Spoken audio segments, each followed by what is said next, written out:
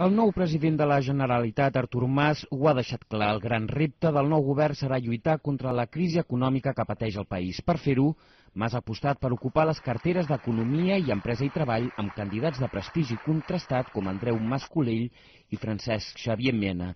Dos nomenaments ben vistos pels sectors econòmics del país que hi veuen perfils solvents i preparats.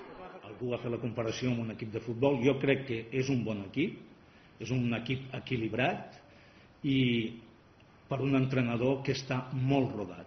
Té una experiència llarga en gestió i una experiència dilatada també políticament. Per tant, des d'aquest punt de vista jo crec que hi pot haver, si a més els electors ho han volgut, un cert grau d'il·lusió col·lectiva.